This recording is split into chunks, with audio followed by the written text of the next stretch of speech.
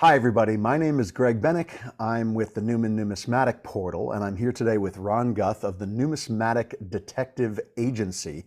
You can find out more at numismaticdetectives.com. Ron has been active in the coin hobby for 55 years as a collector, researcher, auctioneer, professional dealer. He's the author of a number of coin books, including Coin Collecting for Dummies, The 100 Greatest U.S. Coins, which he wrote with Jeff Garrett, and also the Encyclopedia of United States Gold Coins, which he also worked on with Jeff. In 1999, he created Coin Facts, which is now PCGS Coin Facts. And in 2014, he was named American Numismatic Association Numismatist of the Year. Ron, did I miss anything important in that introduction? I guess the only one, the one that I'm most proud of is I was named one of the top 10 most influential people when Coin World did their survey in 2021. So I was really, really proud of that one. That's pretty fantastic. Do you know what they based that on by any chance, just out of curiosity? Was it just overall breadth of knowledge and that sort of thing? I was talking to one of the representatives from Coin World yesterday because they have a new survey coming out this year. And I asked him, what is the criteria for the people to get in there? And he says, basically, it's you're voted on by your peers. So I'm, honored to have been selected for that. And I made it last year, the top 100. They haven't had a top 10 again, and I'm not sure that they will or whatever. But yeah, it's basically a vote by your peers. Fantastic. Very cool. Well, congratulations. That's quite excellent. So tell me, let's talk about the through line of your career. Did you get started as a collector? Yeah, I started as a collector when I was a kid.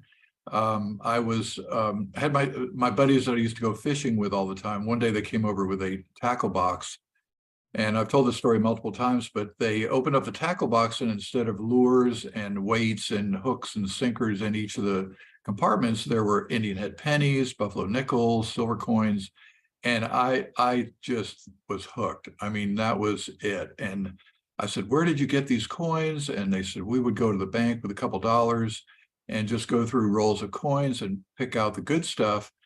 And I started doing that. That's how I started my career, and just kept gathering stuff up. And as a teenager, I would take the silver to a local coin shop. And I mean, I was making a really good amount of money for a teenager back when minimum wage was about $1.50, $1.60 an hour. So I was hooked at that point, and then I just became a collector. My career path at that time was a lab tech in a hospital, but I ended up getting hired by a coin dealer in Tampa, Florida, Bill Calderazzo, at Florida Coin Exchange, and that was the start of my professional career. Started a coin shop in 1977, 1978, went through the gold and silver boom, moved to Indiana, opened up a shop there, and then moved sideways to Kentucky, where I worked with Jeff Garrett, and we started Mid-American Rare Coin Auctions. Did that until 1988, sold my interest in that, went back to school, and then just became an independent coin dealer ever since. And then, of course, you've already told the story about Coin Facts starting in 99. So I've been a little busy over the years. Now, these guys who showed up with the tackle box and they had coins in there, were they using the coins somehow as weights for fishing? Or did they just happen to have coins in the tackle box along with all their fishing tackle and whatnot? Was it just Yeah, a yeah, it was just a coincidence. They weren't drilling holes in the coins and using them as sinkers. They actually are coin collectors even still. And in fact, they were twins, Kim and Carl Biltz. And I'm in touch with Carl all the time. And so I would say that he's my oldest friend in the coin industry, but they became coin collectors in their own right. I love stories like this about how people's paths in life started by accident per se. I mean, what if they had had anything, candy in their fishing tackle box that day? Who knows where you would be today? It's pretty Yeah, remarkable. I might have opened up a candy store instead of a coin store. Well, it's funny. When I was in sixth grade, I actually make my living as a keynote speaker. I started out as a performer, started out as a juggler and juggling performer, street performer, and whatnot. And I got my start because I'd signed up for a coin collecting mini course that I actually petitioned my school to add to a list of mini courses they were holding after school. And when I went to sign up for the coin collecting course that I'd found a coin dealer to teach, I'd paid the guy to come into my middle school in sixth grade to teach it. The school secretary accidentally signed me up for a juggling course instead of a coin collecting course. I went to this juggling course. I'm like, this is stupid. I can't stand this. And I walked in. The second I saw somebody juggling, I said, that's what I want to do for the rest of my life. And that led to juggling, which led to performing, led to speaking, led to my career now. And I ended up taking both the coin collecting and the juggling class. Point being, who knows where we're going to end up by the paths we take in life and the mistakes, so-called mistakes that happen to us along the way. Pretty awesome about the fishing tackle box. I've not heard anyone with a similar story to yours. I think that's pretty cool. Well, I like your story as well. I mean, there are all these forks in the road as we lead our life, and you just never know where it will take you. We have all these rabbit holes that we go down, and fortunately for me, I've been able to make a career out of this hobby that most people can only enjoy, but it's been just a great experience. And, I've made so many good friends this way. And like I said, I still know the Biltz twins, and it's just wonderful after 55 years that we can still, tell stories like that about the tackle box or the juggling or whatever the story. Everybody has a story. Amazing. Now, just out of curiosity, as a collector, what sort of things did you collect and really focus or hone in on? Were there any particular series or types of coins or anything that you enjoyed most? I think starting out, we all worked on Lincoln Head pennies because those were coins that you could actually find in circulation and take a set to about a 95% completion level. A friend of mine that used to go to the bank with me was able to ultimately find every penny that he needed, an '09 SVDB, a 1914D, a 1931S. I was never so lucky, but that was the sort of thing that you could do as a kid back then. So we focused on Indian Head pennies, Lincoln pennies, Mercury dimes, Standing Liberty quarters. These are all coins that you could have pulled out of circulation and put together, a fairly meaningful collection. When I was about 18, my collection was stolen. And so at that point, I said, I still want to collect coins, but I need to focus. I had a mishmash of everything, more of an accumulation than a collection per se. But I said, I started going through the Red Book and looking at all the different series and picking out something that would be doable, affordable for, an 18-year-old and still be a really fun thing to collect. And so I focused on half cents. And I began collecting those by variety. I met Roger Cohen, who authored the book in 1971 and 1981. I knew Jim McGuigan really well. In fact, one of my earliest contacts with half cents was at they call it a half cent happening, where collectors, big collectors got together and they would compare their collections. And this was amazing. And so I slept on Jim's floor when he was living up in Michigan. And it was just, again, great memories, great experiences, but the half cents became my primary focus. Very cool. So how did you start down the path of being a researcher and a writer? How did that come about? That came about, I guess it came about when I started the auction company with Jeff Garrett in 1983-ish. Then, of course, I became a cataloger and a photographer. Back then, there was no digital photography. So I actually took a course at Transylvania University, which is a really odd name in Lexington, Kentucky. And I learned how to do photography. And I actually did the processing in our bathtub at home, which of course drove my wife crazy because I had, pictures of coins all over the bathroom. But that's what you did. And so I became a writer. And then, years later, I went to California, which is where I am now. And I started working with Dana Lynette at Early American history auctions. I started out as a numismatic cataloger for him, but then I got into historical documents. So it's basically, I became a writer. You know, people can describe things. It's basically just, you know, looking at a coin and saying, you know, what are the positives, what are the negatives? Of course, you try to play up the positives, but it's basically just putting into words what you see with your eyes. That makes a lot of sense. It really does. I'm just amazed at just the path and how one thing leads to another, leads to another, leads to another.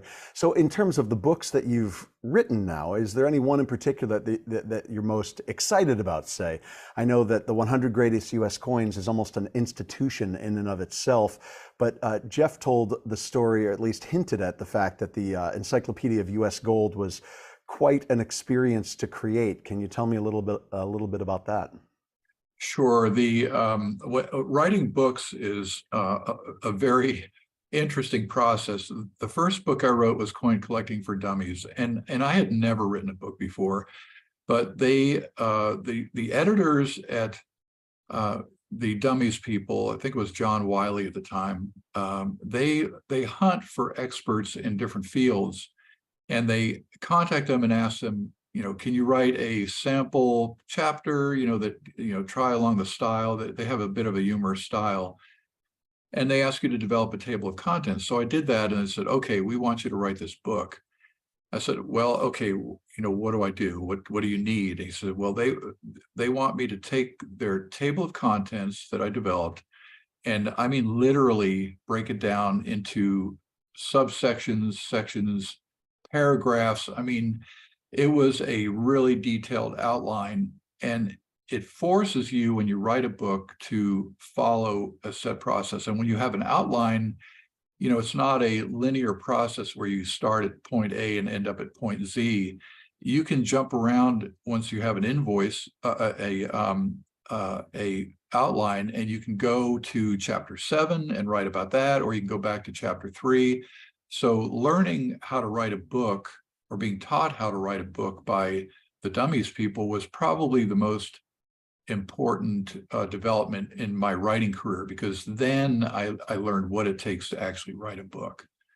When I worked with Jeff on the 100 Greatest Books, I mean, that was basically his idea, and we just picked a group of coins, more than 100, and then sent it to the PNG, and they all voted on. It was a popularity contest per se, and they decided which were going to be the 100 greatest coins, and then we wrote the stories about each one of them. Same thing with the 100 greatest women that I wrote later on. You know, in this case, I asked the Women in Numismatics organization to select the top 100 out of the many hundreds that there were. The Encyclopedia of U.S. Gold Coins was a huge project, because it's, you know, basically every U.S. gold coin, including major varieties. And that just took a tremendous amount of research, because we have to look at, you know, rarity of the coins, what conditions are available to collectors, and then pricing. So it was also tied into the Smithsonian, because, you know, they have this fabulous collection of coins, including many coins that are not available anywhere else. So that was a really wonderful project, really time consuming. I think it took us about 6 months or longer just to do the writing for that book. Did you find that you and Jeff had different strengths? For example, like pricing seems to be his forte. Did you have different strengths that lended well to you working together on that? Yeah, we complement each other really well. Jeff and I don't know why it is, but I would read the part that he's written, and then the part that I wrote, and they're almost interchangeable. The styles of writing are incredibly alike, and I'll read the book and I'll say, did I write that, or did Jeff write that? You know, it's really interesting.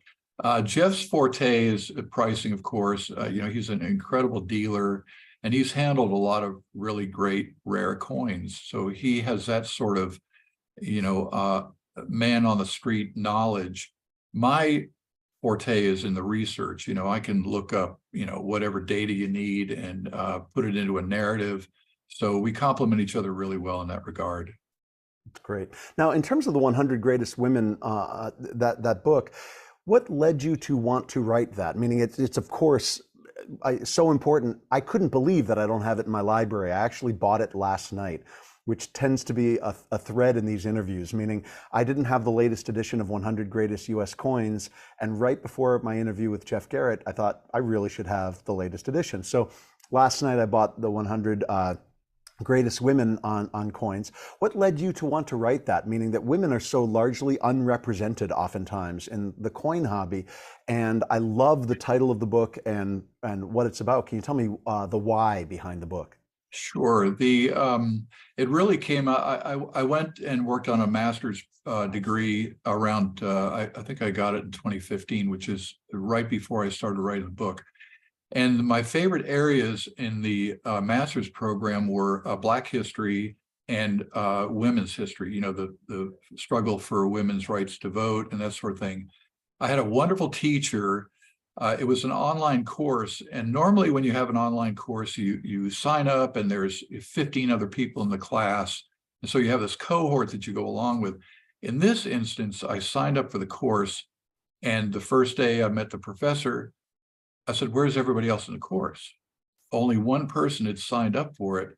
And I said, well, you know, I'll leave it up to you, professor. If you want to teach me one-on-one, that would be great. But if you don't, I totally understand. And she said, no, let's do it. And what that meant was that in cases where I would normally be responding to someone else in my cohort, I was actually one-on-one with a teacher every day. And I learned so much from her, and it was just such an incredible course that I was just fascinated by the history of women in America. And then I started thinking about women on coins. And you're right that women are underrepresented in our hobby, but it turns out that they're not underrepresented on coins. I thought, you know, I might find 50 women on coins, maybe 75 or 100. It turned out when I surveyed everything, and this includes ancient coins up to modern, I got over 700 women. And I would think if I did the survey today, it'd probably be closer to 800 or even more. So that really blew my mind that there were that many different women on coins. And then I thought, well, why don't I follow the concept of the 100 greatest coins and do the 100 greatest women? So that's how that evolved. That's fantastic. Amazing. So let's talk about Coin Facts. How did that all come about and what was it like creating it? Coin Facts was basically, I wanted to take the information that I had about US coins and make it available on the internet. I called it the Internet Encyclopedia of US coins. I wanted to put technical data in. I wanted to put images of every coin because, you know, back then, the information that you could get would be, you know, the Red Book, and there were other specialized books and that sort of thing, but there wasn't a place where you could take an entire library and dump it into one format that people could use. So I developed Coin Facts, and that was a really wonderful, fun project. You know, today we have the Newman Numismatic Portal, which basically has destroy the value of my library, unfortunately. But what that means is that I have access to all this information that it just, you know, 25, 30 years ago, you know, you had to spend a lot of money to build a library. Today, you don't. And the information is readily available and free, and it's wonderful. And so that's what I started doing in 1999. And then that grew, and PCGS Collectors Universe purchased it in 2004, and then they rolled it out further, and now it's PCGS Coin Facts, which is one of the great intangible values in their company. And just so we don't get protest emails from Charles Davis and other purveyors of numismatic literature, I'm going to throw in my vote, and I'm sure you'd agree that even though much of our library material can be found online, there's still something to be said for holding a book in your hands and sitting under a lamp on the couch and reading the book. And I absolutely support that. Oh yeah, you can't see it here, but I am surrounded by books. There, a lot of them are piled on the floor here, but you know, when I do my research every day, there are certain go-to books that I have to have the physical book. I use Numismatic Portal all the time, But books, you're right. There are certain books that you have to have and have to keep. And there's also things, of course, that aren't on the NNP that you're not going to find anywhere. I mean, the other room is filled with things related to the error hobby and ephemera and Yeah. this person's badges from an ANA meeting in 1969 and all this weird stuff that I've collected that, I think that those things are really great to hold in hand, and any book as well. So that's Sure. fun to think about. Yeah. So the Numismatic Detective Agency, I'm just fascinated by the name and the mission and what you do in terms of exploring the provenance on high-end coins. But can you tell us about that and then the other services you provide and how that all came about? Sure. The Numismatic Detective Agency came about because it was just it's what I do. I am constantly looking for old provenances, matching coins from today back to old auction catalogs, comparing images and matching images. So it's really detective work. I'm trying to find, coins from 50, 100 years ago and reattaching them to the coins today. CoinFacts started out as really kind of an image library. If you can't have the physical coin, the next best thing is an image. And fortunately, today especially, the digital images are so good that you can actually, match them up with images from 100 years ago. In fact, some of the photography from the early 1900s and late 1800s even is better than the photography that was done in, say, the 1940s and 1950s.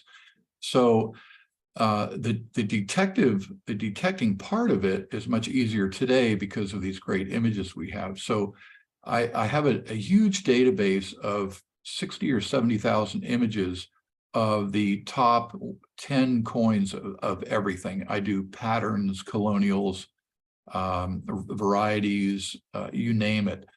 So I'm always taking the image, and I call it like pin the tail on the donkey, because I can take whatever data it is, a grade, and attach it to a coin, a provenance and attach it to a coin. So I'm basically pinning tails to this coin all the time. And it is a lifelong project because I've been working on it for many years, and I still see no light at the end of the tunnel, but it's an extremely enjoyable process.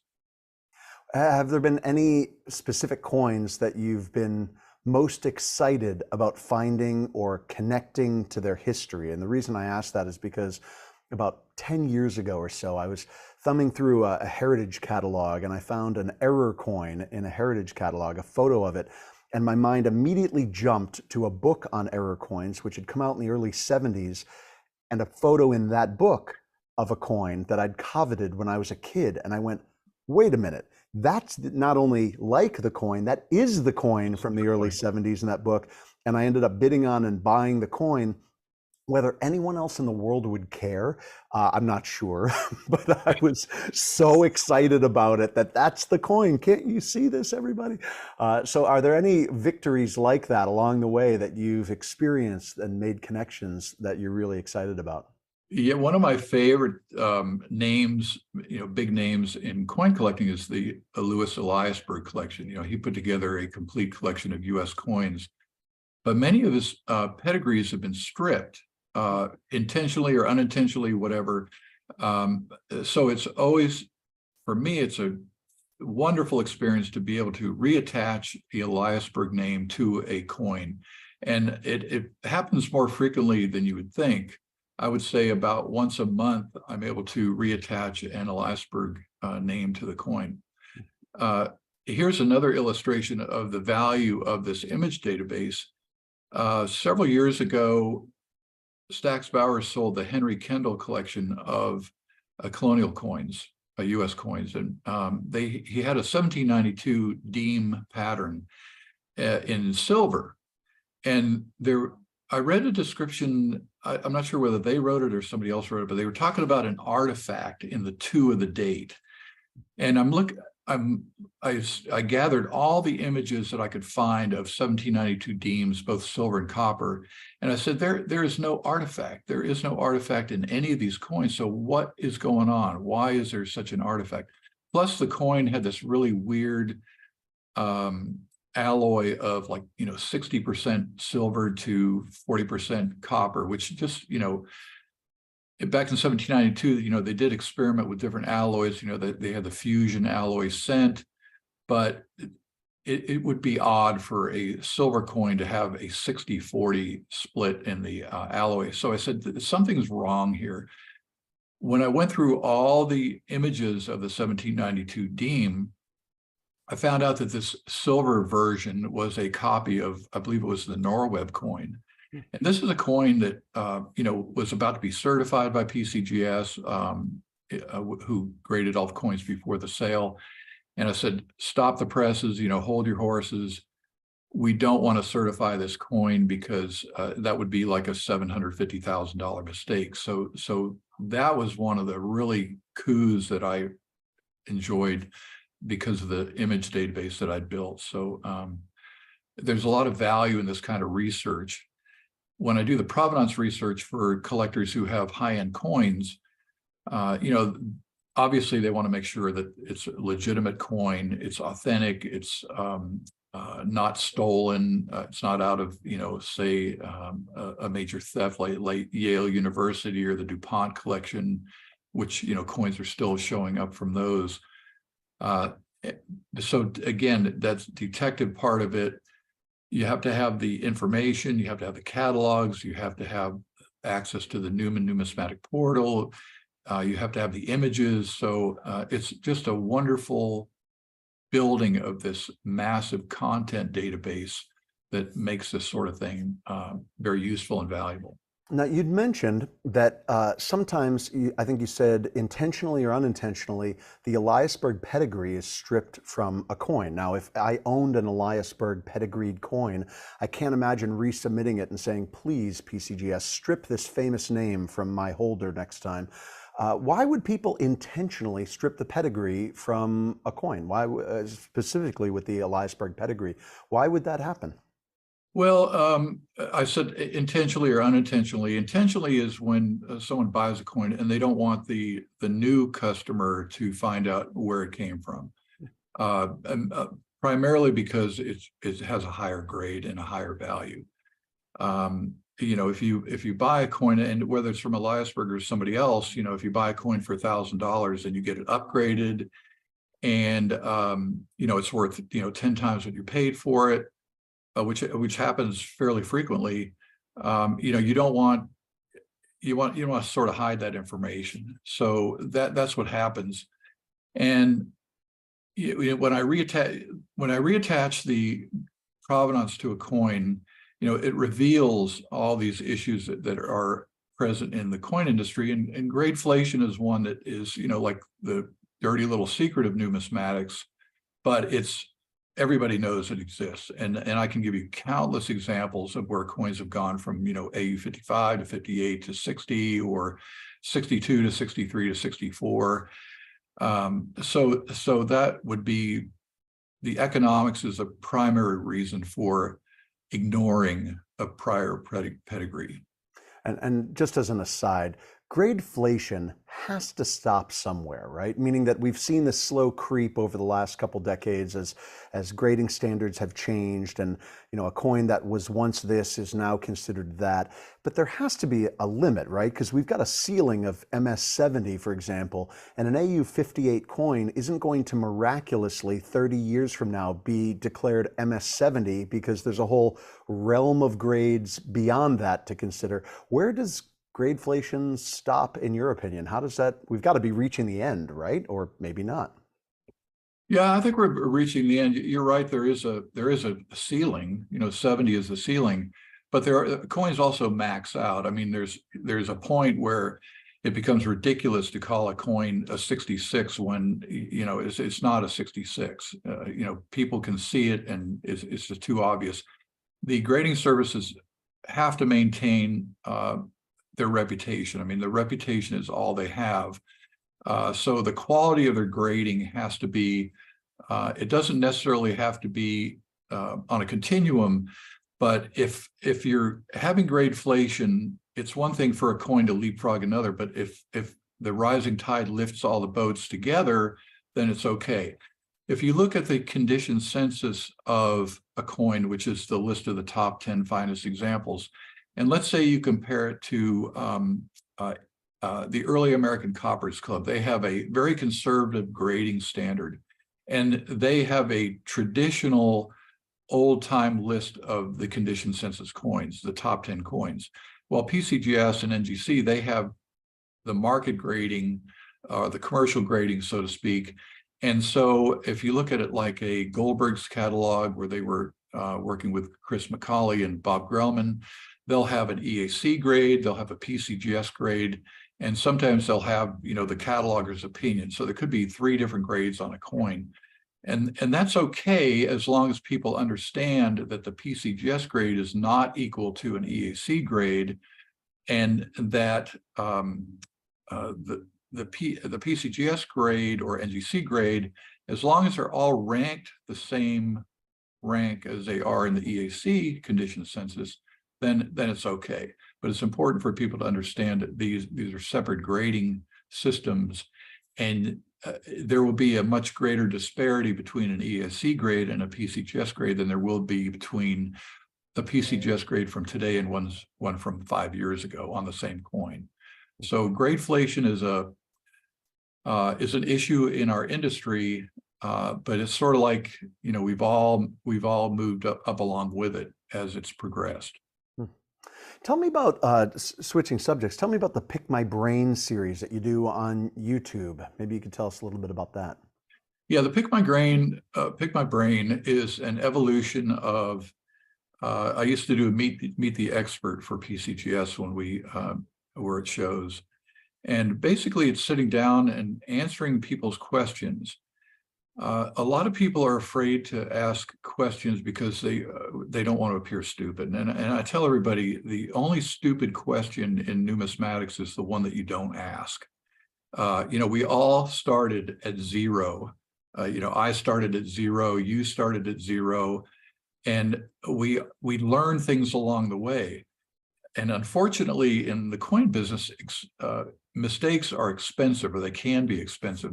So to be able to offer somebody some mentorship or some education or information that can help them avoid those pitfalls that we've all experienced, I just think that's a great way to give back to the hobby. So I do these Pick My Brain episodes on Wednesday nights at 6 p.m. California time, and it's a live stream on YouTube, and anybody can jump on, in and out, whatever.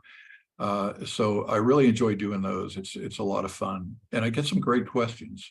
It's great. On my schedule, I'll definitely be adding that, because I think that it'd be really fun, even just to ask some basic questions that I'm sure are in my mind, things that I think I know, but maybe I don't, and you probably do. So I'll look forward to that.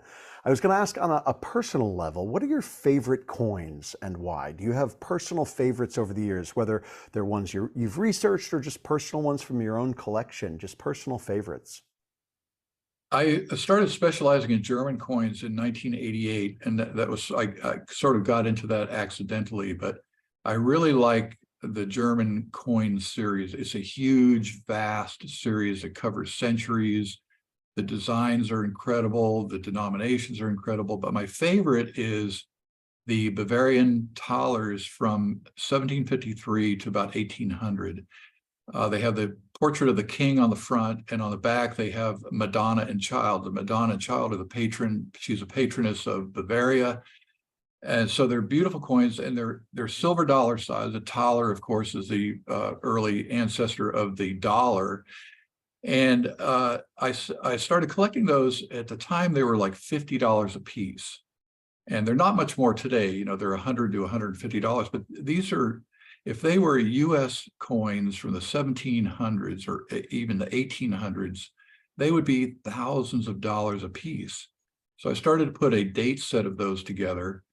And once I accumulated that, I said, I wonder if there are many different varieties. So I started looking for as many different varieties as I could.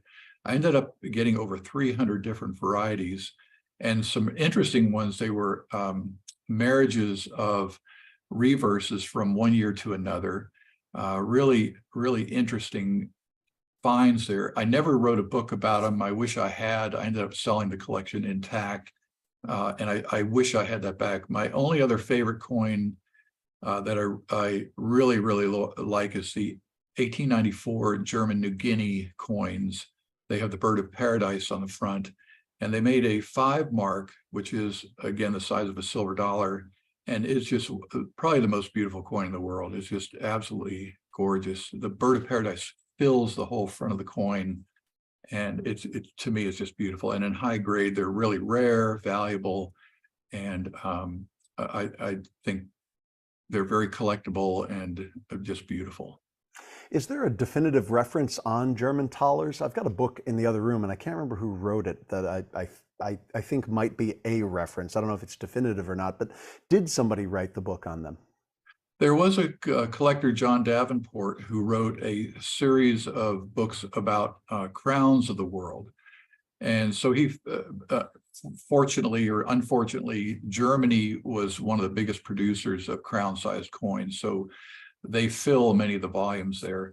Krause Mischler purchased the rights to the Davenport books. So when you go to the standard catalogs of world coins, you'll see a reference to a Davenport number along with a KM number. But there are no general books about German thalers. So it's unfortunately the German series has not been researched as well as the US series has.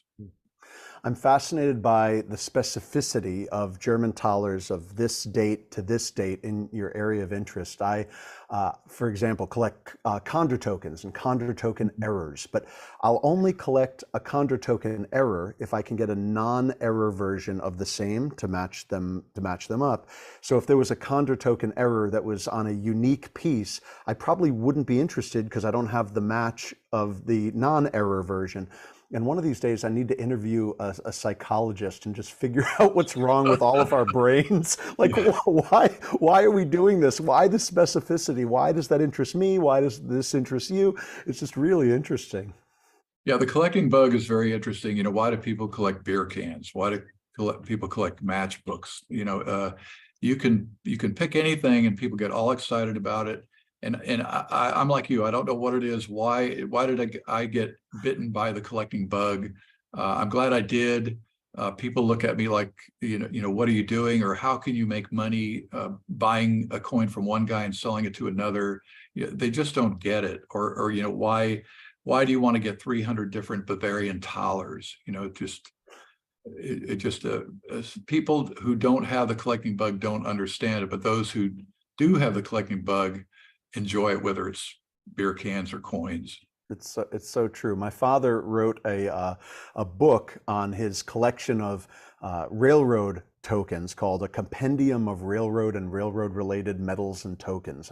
Wow. And I thought that he was out of his mind, right? But then I realized that, like, I have literally the same mind, like genetically the same mind. So we've all in the collecting world have these just little, idiosyncratic fascination points. And I think that's the beauty of this, whether it's railroad related metals and tokens or German thalers or error coins, whatever it might be. I think that the collecting mind is fascinating. I'm just constantly amazed by it. So I'm glad Really? you told us about the German coins. Yeah. Yeah, it is wonderful because no matter what you collect, there are infinite ways to collect it. Like when we were kids, we would put together the Whitman albums and, filling the holes and trying to get completion. And today, now it's a flight to quality. You can collect whatever you want. Jeff Garrett just wrote a great article about the box of 20, which, a PCGS box contains 20 coins. NGC box contains 20 coins. So basically you fill it with whatever you want. And you can, take coins out, replace them with a new one, improve the quality, improve the value, whatever you want to do. And that's the nice thing about collecting is there is no strict rule that says you have to do it this way. You can do it whichever way you want. Great. So, last question for you. Tell us about your stint as PCGS president. It was between, I think, 2005 and 2008. Do I have that right?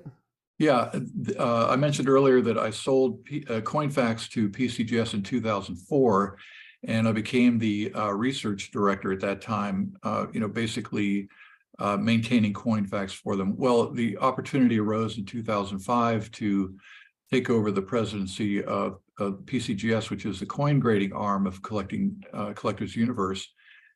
And so I jumped into that, and that was probably one of the highlights of my career because I got to work side by side with David Hall, and I got definitely a commanding view of the entire coin market. I knew who all the players were, how they operated. I learned the ins and outs of coin grading, how the business is run, why it's important, consumer protection, all the different aspects of the coin grading. And so I did that for 3 years. And then in 2008, we decided to really pump Coinfax up, PCGS Coinfax up. And so I shifted over to the Coinfax side of it, and Don Willis took over as PCGS president, and the rest is history.